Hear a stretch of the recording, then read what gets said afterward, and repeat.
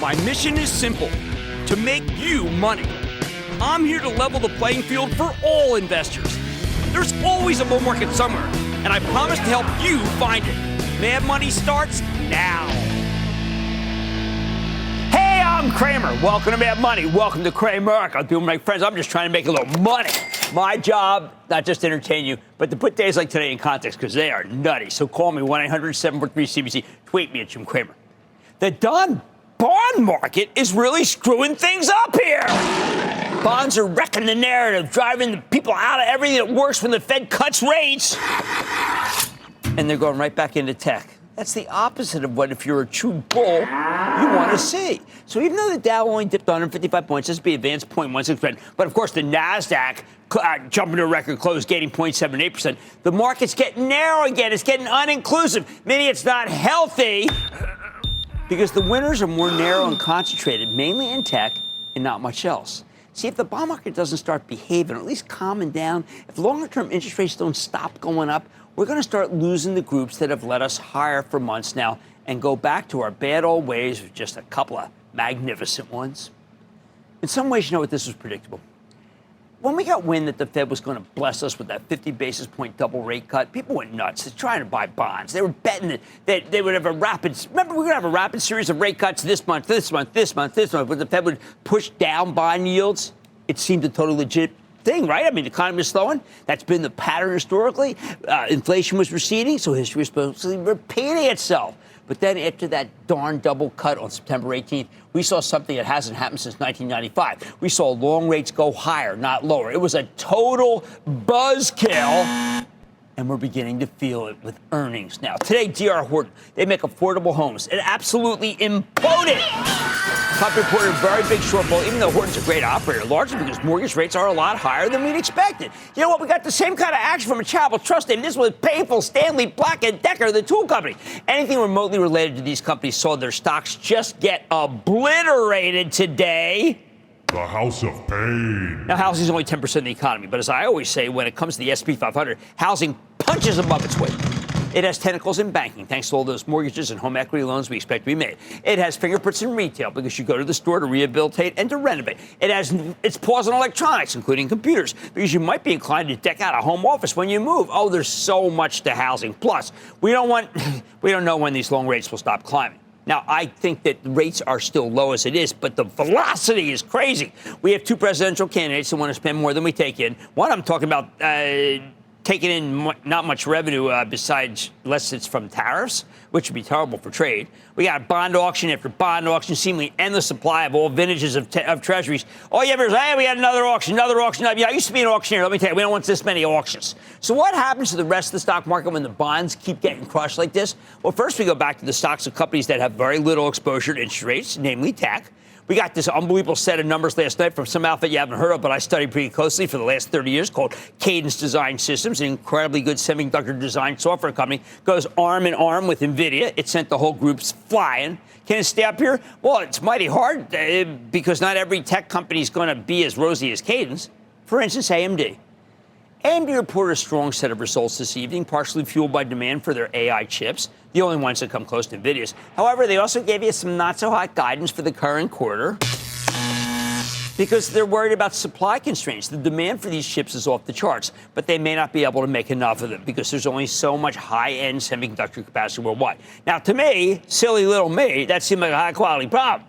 But it's a problem nonetheless, which is why the stock got slammed in after-hours trading. It makes it imperative that you watch Squawk on the Street tomorrow morning when we speak to AMD CEO Lisa Su about these numbers and her commentary. That's called promotion. Alphabet, on the other hand, reported an unambiguously fantastic quarter. And now to Ashkenazi. I told her she'd be good. The CFO, she used to be over at Lilly. They report tomorrow. I was worried about Alphabet because there's so many moving parts, and the stock gets stings so often when the core results are pretty good, although we still own it for the charitable trust. This time, Alphabet handily beat the estimates. Big numbers from Google Cloud Business. I like that guy who runs that anyway. And strong ad sales for search and, yes, YouTube. Just an excellent quarter, one that allowed the stock to roar in after-hours trading, even though it had already run up into earnings. Very impressive. Oh, and if you stick with us later in the show, we're going to speak to actually the star of tonight's trading, which is Steve Huffman. He's the CEO of Reddit, with a stock that is just going nuts in after-hours trading. Just a monster earnings report for this one-time profitless internet hub. You know what's really a shame?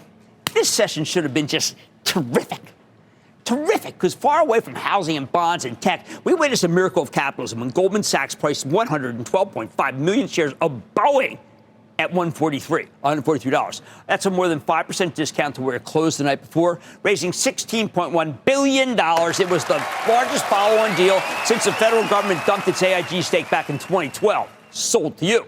Boeing also raised a slug of money in the bond market. Get a total of $21.1 billion, enough to tide over the company that's losing $1 billion a month. Monumental achievement reminiscent of a different time, the depths of COVID, when Boeing sold $25 billion in bonds in April 2020. That basically was when we realized the pandemic was not going to ruin our economy. Today's equity offer means that Boeing's viable again. There's no longer a chance that it becomes a ward of the state, even if the striking machinist union continues to play a high-risk game of chicken with management over wages. Now that Boeing has enough money, it's finally got the leverage against the union, and that means there'll be a deal soon. Once that happens, they can go back to making planes. They used to do that. They can do it again. The deal is dilutive. I get that. But one of the most pressing overhangs in this market has now been removed from the bearish equation. Boeing stock's free to go higher. It may be much higher if CEO Kelly Ortberg can execute. I love miracles of capitalism. This was one of them. But against that is this stupid bond market. If it doesn't stop its retreat, then we're going to start questioning the idea that the Fed will keep cutting rates, ushering in a fabulous economy for 2025, which is what I was looking for. Bottom line, if interest rates don't stop their quick rise, they can go up slowly. I get that. But the quick thing, what's going to happen is we're going to go right back to the same old, same old. I'm promising you this. We're only a very few big tech stocks we're winning, and many more we're losing. In other words, we're on the verge, if the bond market doesn't calm down, to what I can only describe as an extremely suboptimal situation. Why don't we go to Tom in Florida? Tom. Hi, Jim. Thanks for having me on. No problem, Tom. What's up? I've been an investment club member for a couple of years now. I just renewed for another 2 years. Thank you, man. Thank you. You know the angst I have, like the Stanley Black & Decker. I said, well, maybe everyone's just going to cancel. I always say that. I'm going to go to cancel. Now, do you know that for 42 years I've been saying everybody's going to cancel? When am I going to learn that they don't cancel? But it's okay. Got to stay humble. What's shaking? Yeah, well, I still want to make money, and I'm trying to figure out my own risk tolerance. Could you please help me understand what's happening in the Chinese market as it relates to Sure. Alibaba? It's a giant fraud. It's a ridiculous situation. They decided to buy stocks, keep them up in order to be able to stay overweight in the MSCI. Fraud's too strong a word. How about leisure demand? You know that leisure demand? That's what they're doing, a little leisure demand. And I get tired of it. Every morning I come in, it's like, oh, Baba's up because they announced some stimulus. You know what?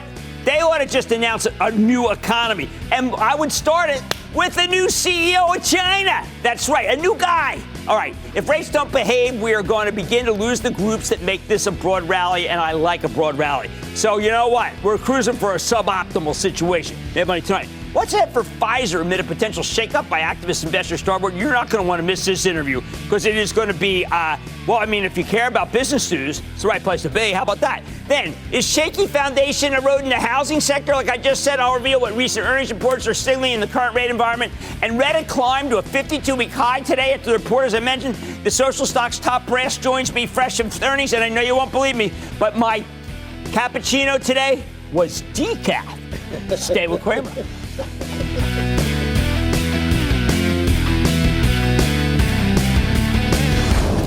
Don't miss a second of Mad Money. Follow @Jim Cramer on X. Have a question? Tweet Cramer. #MadMentions. Send Jim an email to madmoney@cnbc.com or give us a call at 1-800-743-CNBC. Miss something? Head to madmoney.cnbc.com.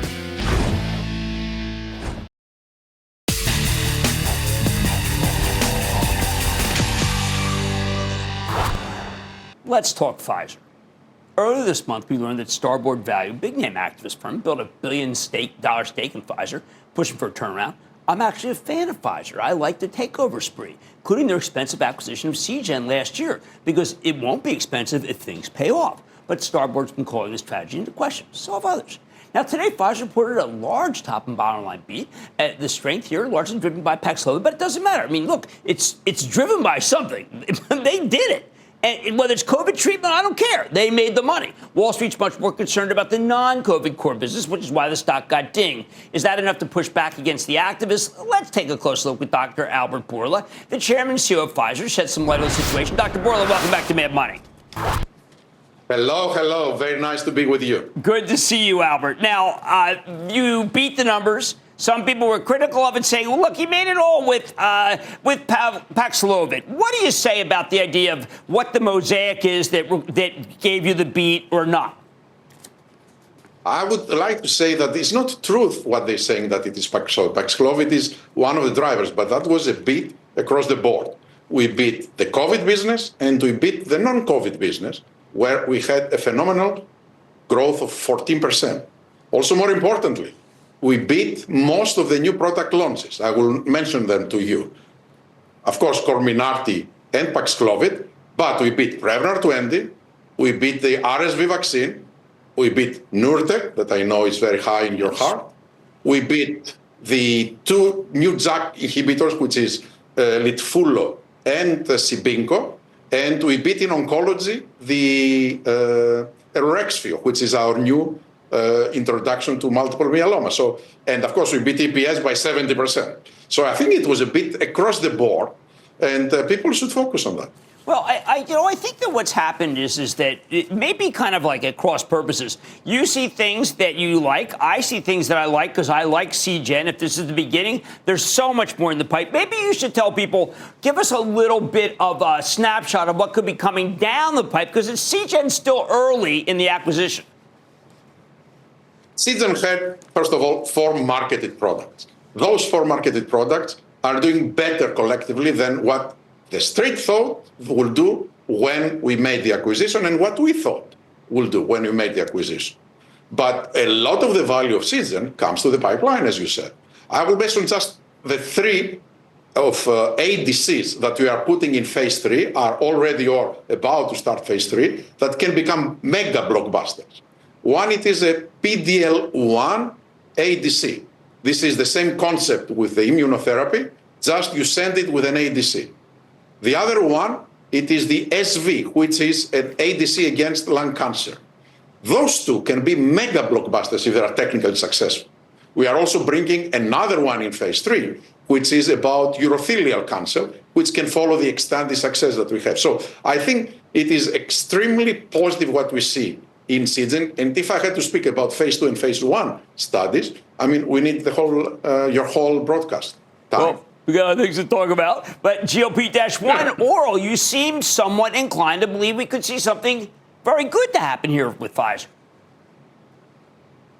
Say it again. GLP-1 oral. GLP-1 oral. Yes, I think GLPs are very good molecules, and they have dominated the obesity market. They have created a very new market. There are the injectables, and we are having orals. The Danu, there is not much news right now because, as we said, last quarter, we are trying to make it once a day. We are optimistic that this will happen. If it is successful, we will start phase 3 next year. And we have 2 new other molecules that they are following up. One it is a GIPR, and the one is in phase 2, and one is a follow-up molecule on GLP-1. So we are waiting beginning of next year, as you have said, to see the results. Okay, now let's talk about this notion of performance and people not being happy. I mean, you did say at a Goldman conference in 2019 how to measure you. And you said it's inevitable that for every CEO, the success is measured through total shareholder return. Now, it's been a tough run. You've made a huge amount of money with the COVID proceeds, but Pfizer stock is down 12% from then, and the S&P is up 156%. Now, that may be an unfair view to look at those two, but it is the reality that some of these activists care about. No, you're right, and actually, this is one of the things that I agree with them and with Starboard. By the way, we met with the Starboard team, and Jeff was there, and I was there. Our lead director was there, and actually, I liked him. He seemed to me very smart, very pragmatic, and he told me that, Albert, all I care is to see your stock price going up, and there's nothing that I care more than that. So I agree that the total shareholder return right now is very poor. Why is that? because we had a significant drop last year. If we didn't have that, before that, we were very good, right? So we had a significant drop.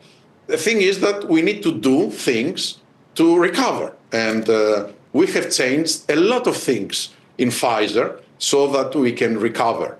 And one of the things, it is the commercial model, that is doing extremely well right now, 3 consecutive beats. Then the Seagen integration, that is doing extremely well. We announced $4 billion of cost cuts that we are executing very well. An additional $1.5 billion in margin improvements that is going for next year. We brought 2 new board members that they are fantastic. One ex-CEO of Vanguard, the other ex-CEO of State Street, with very good understanding of what creates shareholder value and corporate governance. So, and we are about to make the most important decision, Jim, that a CEO of a pharma is making, appoint a new head of research. Right. So I think we are doing a lot of changes, but if Starboard or anybody else, for that matter, have good ideas, I will certainly discuss them and entertain. All right, well, I think one of the ideas they had was to work with Ian Reid and with someone I have known for, I don't know, 2-3 decades, Frank D'Amelio. And it looked like they were kind of going with Jeff Smith and Starboard, and then something happened. And it just happened that they stopped going with Jeff. And, there's an inclination that something occurred, that maybe they were told, listen, you can't do that. Or maybe there was money that would be taken away if they did that. Or maybe RSUs that would, but there was something contractual. What did happen? And I know you can say, Jim, you got to speak to Frank, got to speak to Ian. I can't do that. They're not going to sit there and come on the show. But it does seem like something happened to make it so, you know what? We're not with Jeff anymore. We're not doing anything. And I do need to know what happened, because you and I have been around and we like it. We respect Ian and we like and respect Frank. And I don't know what happened here. Look, first of all, let me start by saying Ian was my boss for many years, and Frank was my CFO for many years. I like and appreciate both, and I have very close contacts with both of them. I maintain the contact. So I have no idea what happened. I was surprised, first of all, when I first received a call from Ian, but also I didn't speak to him or to Frank after that one call. I don't know with whom they speak. I can assure you that they didn't speak with any representative of Pfizer. So you did not. No, to your knowledge, no one said to them, "You're going to lose this. You got to look out." No agent of yours, no lawyer, no one on the board threatened these 2 men. They just changed their mind. No one from the board, no one from management team, and no one that is authorized or represented by Pfizer did that. No. Well, then, I guess, are you working with Frank now, for instance, for help? Because I know you've reached out to everybody. And, I don't know Ian as well as I know Frank. These are great men, okay? And these are people I want in my tent. Are they in your tent helping to figure out what's the next steps? Ian and Frank, they have very good access to me. And I didn't speak to them since then, but I will entertain all the ideas because they know Pfizer, they know the market, and they have very good ideas. All I can say is I wish them well because they are, as I said, very close to my heart since the days that we were working together. Well, fair enough. I don't know what else to say about that. Look, you mentioned Nurtec, and it is doing well. That's a drug that I took this very morning as I woke up with a terrible migraine. I'm a big believer in Seagen for 20 years because I think it's going to be right. I think it's still early to judge the Seagen acquisition, but you and I know, your TSR is not what you're happy with. You're not happy with it. So I can't beat you over the head and say, how can you be happy with it? You're right. I'm not happy. And this is something that I agree with the criticism of the Starboard.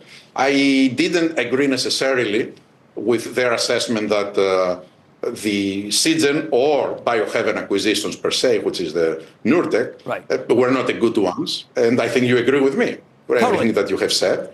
And I think they were transformational. And of course, let's not forget that the BioNTech also deal was transformational for Pfizer. So I think that in BD, you will have some wins, you will have some losses. Collectively, I think it's a very big win. I think shareholders will see significant return from these investments. And if we haven't done them, we wouldn't be able to address the LOE gap that we will have between 25 and 30. Now we are in a very, very good position to do it. Well, look, you know what I've been saying. You get a great dividend, safe dividend, until CGen pays off. I believe it will. You've explained to me multiple times how hard these cancers are. Nobody's been willing to take on these cancers because they keep failing, except for you. So I want to wish you the best of luck. I think you've cleared the air on a lot of things. And if you like Pfizer, you should own Pfizer. If you don't, Albert, you don't have to. Albert Bourla, Chairman CEO of Pfizer, thank you for coming on the show. Thank you for having me. Okay, Mad Money will be back after the break.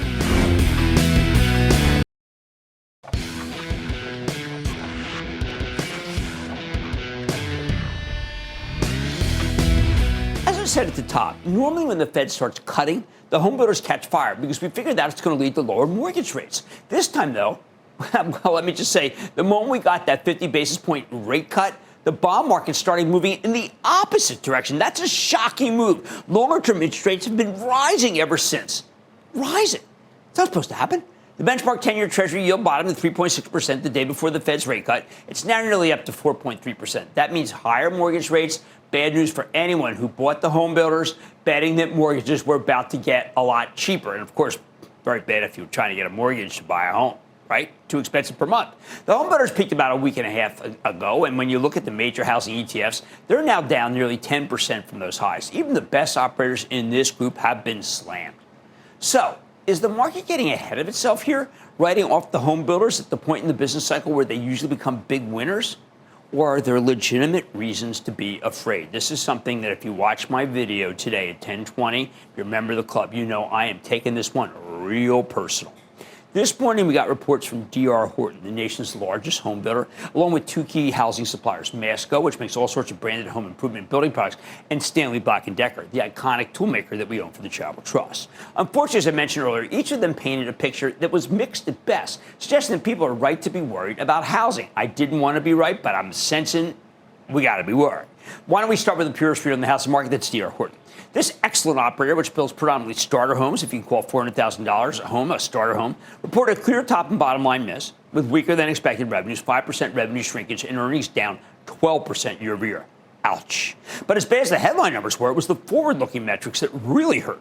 Horton's net sales orders were up nearly 1% year over year to a little over 19,000. Wall Street wanted more than 20,000. The value of those net sales orders was down 2%, way less than expected. Their sales order backlog was down 19%. Worse, Horton's forecast for the 2025 fiscal year, the 12-month period that ends next September, came in pretty light. They're expecting 90,000 to 92,000 closings. The analysts were looking for 94,000. They're talking 36 to 37.5 billion in revenue. Wall Street was looking for 39 billion. That's a big miss. Basically, Horton's projecting closings up just 1.5%. Sales did slightly down. Those are not the numbers that I wanted to see from a home builder in a world where the Fed's cutting rates. No wonder the stock plunged more than 7% today. It was down much more at one point, and frankly, it deserved to be down much more. I bet you we get a lot of downgrades tomorrow. On the conference call, CEO Paul Romanowski pinned the weaker number on, quote, the volatility of rates, end quote, and buyers' expectations that rates will be lower next year. In fact, management referred to a pause 3 separate times in the conference call, with COO Michael Murray describing a very choppy selling environment in the quarter, with a buyer that seems on pause until mortgage rates come down. It makes sense to me. And remember, these guys are really good operators. We're not dealing with some company that gets it chronically wrong. We're talking about something that gets it chronically right. So what about Masco? This maker of fixtures, faucets, and cabinets turned in a comparably better quarter. Their sales only fell a little bit shy of expectations, basically flat year over year, but their gross margins grew by 90 basis points. That allowed them to put up 8% earnings growth. That matched the estimates. However, Masco also lowered its outlook a bit, projecting some weakness in decorative architectural products. That's big gross margins there. So they had to bring down their full-year revenue guidance and cut a nickel off the high end of their earnings per share, their forecast at least, taking it from $4.20 down to $4.15. Not good. Definitely not the end of the world, but you can't have number cuts. According to management, their previously weak plumbing business has been improving, though their do-it-yourself paint business remains challenged. Even though Masco shaved down its full-year forecast, they're still feeling very confident because the company's got so much exposure to the repair and remodel markets. I think that's why Masco's doing better than a pure-play home builder like D.R. Horton. CEO Keith Altman reiterated that the mid to long-term outlook for the repair and remodel market looks good. Okay, mid to long-term, saying that improved home equity and home price appreciation, plus higher consumer confidence, and yes, a reduction in rates would help. Reduction in rates. We're not getting that. Remember, the home builders have been cagey about putting up a lot of new homes for years, which means the average existing home is getting older and needs more work done. I talked about that in my no huddle last night about the secular trends in housing. Overall, the Masco quarter was just fine. Not particularly strong, but also not bad like D.R. Horton, which is why the stock finished the day down only slightly. Hey, listen, if you deliver in line, you don't get crushed here. Finally, there's Stanley Black & Decker, which we own for the Charitable Trust. So you can get a full write-up of the quarter as long as you're part of the CNBC Investing Club. And if you go and you read what I had to say, watch what I had to say today, you'll know how I feel. Putting it briefly, though, Stanley Black & Decker posted a slight revenue miss paired with a 17-cent earnings beat off a $1.05 basis. Basically, revenue was light due to weaker consumer and automotive end markets, offset slightly by growth for the DeWalt brand. Now, that is a brand that's geared toward professionals. The regular Black & Decker brand is do-it-yourself. But the company had excellent margins. The gross margin jumped nearly 300 basis points year over year. 300 basis points, pretty good, which is what fueled the monster earnings beat, and I like that. Now, Stanley Black & Decker also tightened its full-year earnings forecast, raising the bottom of the range, cutting the top of the range by the same amount. But that wasn't good enough because Wall Street was looking for raise numbers. Overall, I think the company's doing a good job of controlling what it can control and making the business more efficient. However, Stanley Black & Decker is still at the mercy of its end markets, and right now, there's more bad than good. The thing that really hurt, though, the reason why the stock plunged 8.77%, wow, is that management indicated the softness could extend to next year. On the call, CEO Donald Allen explained, quote, "We are optimistic that the markets will turn in our favor in the future as interest rate cuts in many geographies likely will prove to be initial catalyst," end quote. But then he goes on to say, quote, "There'll be a lag." That's the key word for me, lag, between lower rates and the flow through to demand for our categories, and we expect choppy markets will extend into the first half of next year until interest rate reductions have a greater effect and the U.S. election results is known and settled, end quote. While they're expecting stronger demand in the future, Altman says it could come as early as the second half of 2025, which feels pretty late if you own the stock right now. And it was why I had so much angst today.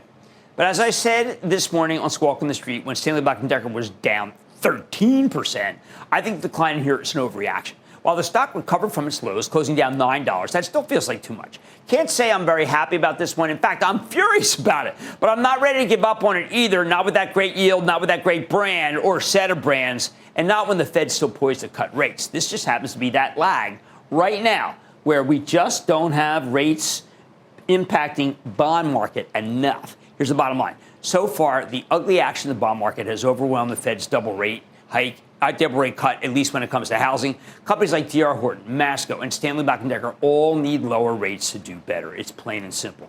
I believe rates are headed lower next year, so I'm willing to hang on. But it's awfully hard to get excited about these stocks right now with the bond market punching them in the face every day and the numbers coming in bad and the forecasts coming in even worse. Let's take calls. Let's go to Miles in Florida. Miles. Jim, how are you? Thanks for all you do, and I want to thank your team. They are just absolutely fantastic. They make me look so good. I wish you could be here. We have a kind of a bullpen here, and we also have a lot of people in Englewood Cliffs. And every time I come to work, I know they have my back, and they do such quality work. I'm glad you mentioned them. How can I help you? I'm looking at NEE, Next Era Energy. Have it in a taxable account. Wondered what you think is going on there. Own it. Own it, own it. It's a very, very good company. I'm glad you mentioned it. I know we've gotten a couple calls on the company before. It's part of an elite group of companies that are do wind and solar and natural gas. And, of course, if you want to know who makes a lot of that stuff, it is, except for solar, GE Vernova, which is GEV, which is the company I really like best of all. I believe rates will ultimately head lower next year, so I'm willing to hold on to a Horton, a Masco, or the Stanley Black & Decker that we own for the Charitable Trust. But I got to tell you, this is not being easy. Thank heavens let's say we sold a little bit of Stanley Black & Decker, but not enough. All right, there's much more mad money ahead, including my exclusive with Reddit on the heels of the After the Bell report, which looks stellar. Plus, as the New York Stock Exchange looks to extend trading hours, how much weight does timing have in this tape? I'm giving you my take, and I'm trying to protect you from yourself, protect you from being picked off, so you must watch. And, of course, all your calls rapid fire in tonight's edition of the Lightning Round, so stay with Cramer.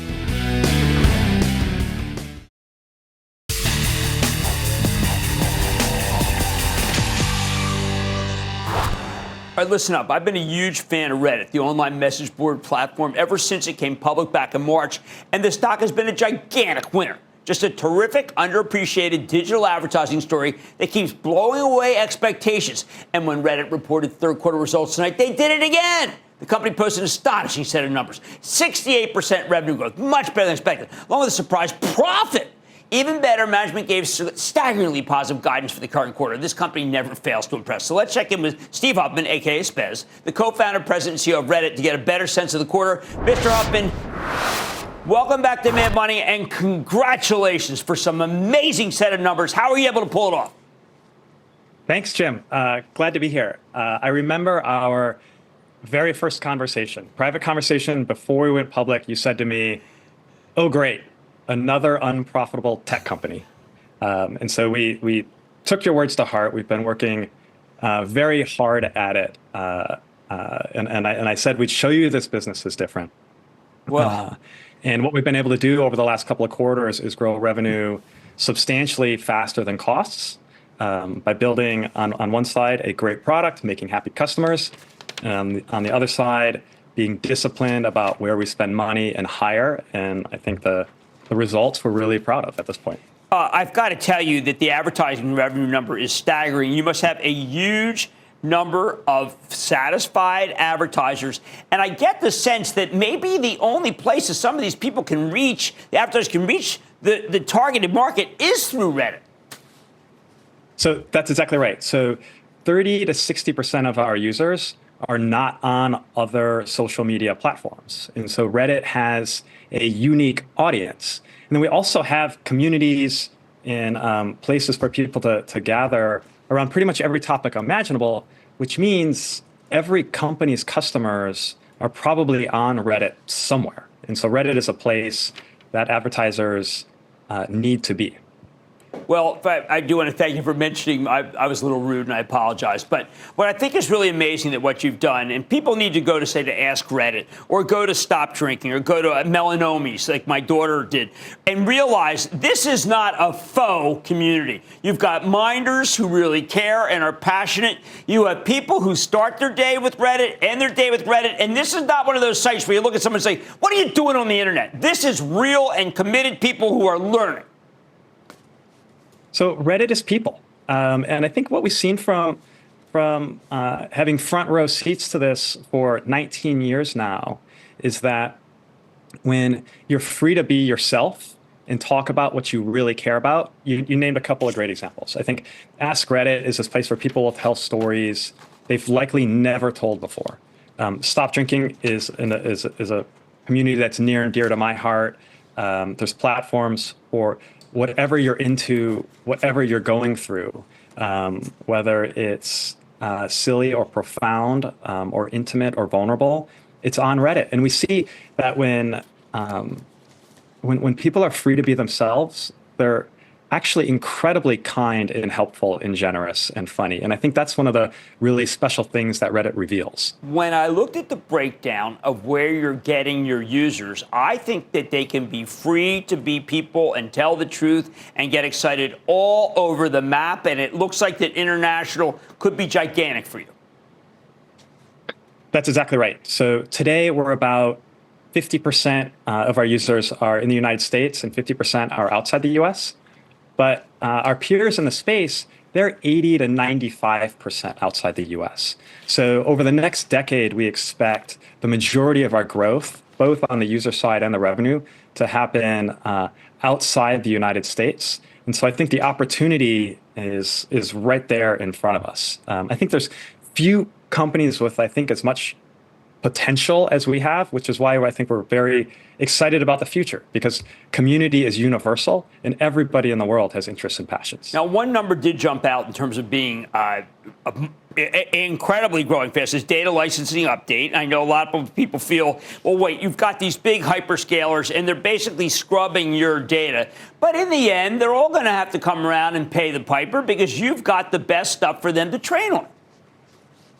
Well, at the end of the day, what internet consumers want, whether it's directly on our platform, whether it's on search platforms like Google or via these big AI models, they want the conversations and content that is on Reddit. And so Reddit's data has been used to train basically every major AI model. And of course, Reddit, we're open for business. So we do free deals for researchers and nonprofits, and we do commercial agreements with these big companies for training. But to tell you how much internet consumers want Reddit, in the United States in 2024, Reddit is the 6th most searched word on Google. The word Reddit specifically shows up between news and maps. And so it's what internet consumers want, and it's what we want to make available to everybody. As long as it's in... I'm sorry, go ahead. Finish your thought. Oh, as long as it's in harmony with our public content policy. We are open for business. Well, when I was starting out in 1995 with TheStreet.com, I would meet with these advertisers, say, listen, we're a must buy. At that moment, we weren't, because there was no other internet company in finance. When I look at you these days, in what turned out to be a mature market, you have become, for the internet, you have become the must buy, I believe, for consumer packaged good companies. And if they're not in Reddit, they're not reaching the people that they need to. Do you think you are now a must buy? I think we're getting there. That, of course, is the goal. And so, again, Reddit has unduplicated reach. And so for many companies, our user base, which is now, we average 97 million users a day in the last quarter, they're only on Reddit. And in many cases, they're on Reddit talking about, your product or your space. And so I think that opportunity for advertisers to make, not just reach an audience, but make an actual connection with their customer on a human level is a unique opportunity that Reddit provides. Well, look, let's leave it there. I hope you will come back. I'm really proud of you. I know that my kids are on it constantly. So I said, you're junking it up, too many ads. You said, don't worry about it. We're going to grow out of that. Every objection that I made to you, you rebutted. But the biggest one was you kind of put me in my place with this level of profit. I am just staggered about how much money you're making for shareholders. Steve Huffman, co-founder and CEO of Reddit, thank you for coming on Mad Money. Look, thank you for the advice, Jim. It's really been a pleasure, and we really appreciate your support. Thank you so much. Well, if I could play any role in the success that I just saw today, maybe I did good. Thank you, Steve. Great to see you. Coming up, Cramer takes your calls, and the sky's the limit. It's a fast-fire lightning round. Next.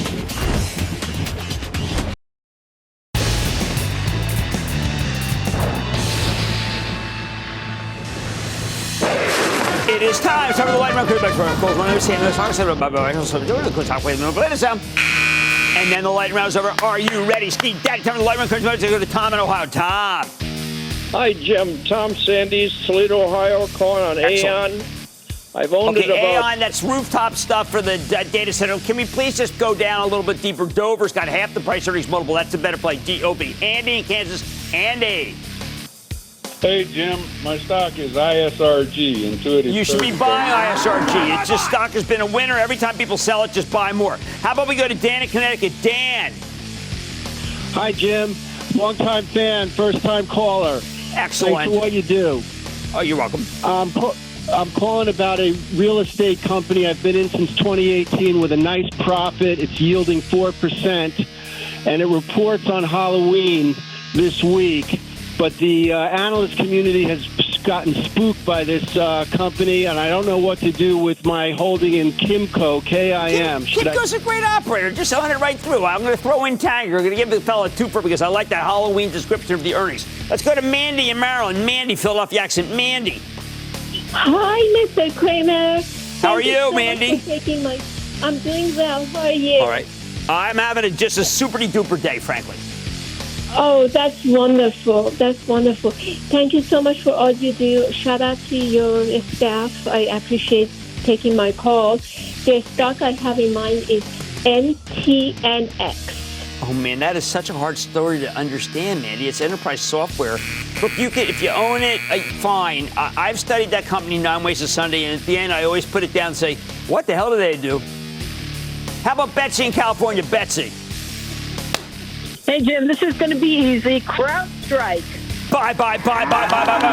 George Kurtz, who's the CEO, not only is he a great CEO, not only is he going to win the suit against Delta, but he also won Le Mans, he won Sebring, and he won Daytona. I like CrowdStrike. How about we go to Stan in New York? Stan. Yeah, I'm calling about Rocket Labs. I bought it earlier this year, and I more than doubled my money. I mean, that is a rocket ship, Rocket Labs. Okay, understand, that is a high speculative stock. I would sell half of it right now and let the other half go to Mars, okay? Or even like further. I mean, like maybe Saturn. Hey, you know what? I saw Venus the other night. I'm not kidding. Yeah. Oh, no, that's it. And that, ladies and gentlemen, concludes of the Lightning Round. The Lightning Round is sponsored by Charles Schwab. Coming up, keeping odd hours, what a 22-hour trading day could mean for the markets. Next. Booyah, Jim. Your integrity makes you the booyah saint of Wall Street. Booyah, Jimmy Chill. Booyah, Jimmy Chill. Booyah, Jim. Quadruple. That's a lot of booyahs.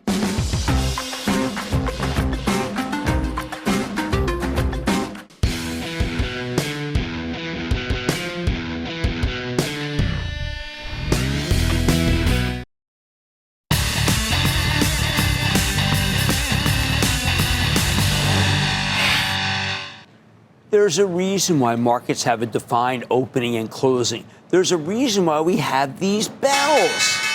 When you trade stocks, you want a healthy, deep, two-sided market with lots of participants, so neither side gets ripped off. Both the buyer and the seller get a fair price. Not everyone's happy about the limited hours in the trading day, though. We've always had the ability to buy or sell at odd hours, but Robinhood changed everything back in May of 23 when it went 24 hours a day during the work week. They made it very easy to trade outside of normal hours. I would say too easy. Nobody said, hey, is this good for investors? They just did it. Now, last week, the New York Stock Exchange announced 22-hour trading during the week to compete with Robinhood. Why miss out on that additional revenue? I can't blame them. Look, I'm not necessarily against trading at odd hours, at least not in theory.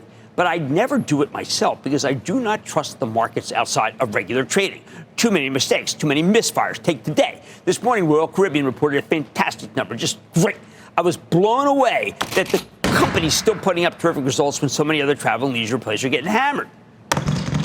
But perhaps because Royal Caribbean gave conservative guidance, the stock was slaughtered almost instantly in pre-market trading. It dropped more than $10 in a heartbeat. I found myself saying, how the heck did Royal Caribbean perform so badly? And then I realized, wrong question.